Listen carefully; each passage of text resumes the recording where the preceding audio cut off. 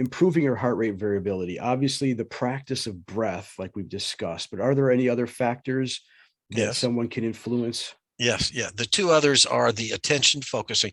I I go with the and I'm not the only one, and there are different mixtures of this, but my particular concoction is what I call autonomic self-regulation.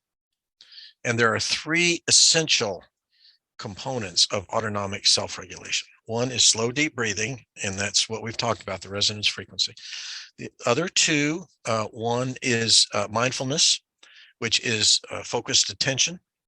And we advise people, because it is a physiological intervention itself. I mean, you're directly intervening on the heart, that you focus that mindfulness onto your heart rate, onto your breath. Now, again, mindfulness quite often, there are any number of things that mindfulness can be directed to, as long as it's momentary and there's non-judgmental and you're just heightening your awareness. But for this autonomic self-regulation, it's most useful to focus then on the passage of air, the intake and the exhalation of air and effects on your heart. And then the third component, we have slow, deep breathing, and we have mindfulness. The third is the emotion regulation.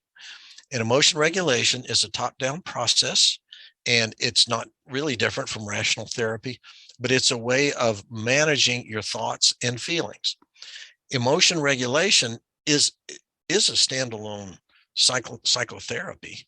Many people go in for the top-down type of therapies for depression, for anxiety, for stress, for marriage counseling, any number of psychological disorders that are reversible and that are treatable.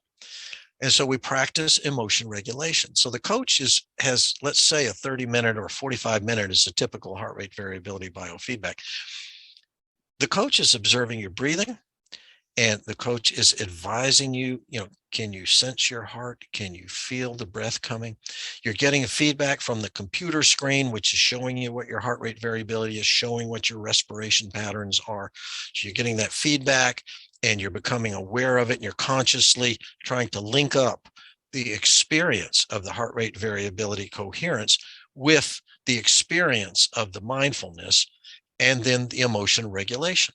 And so you're practicing bringing the top-down control of thoughts and feelings, along with awareness of your heart and breathing, along with actual literal physical controlled slow breathing. That's effective.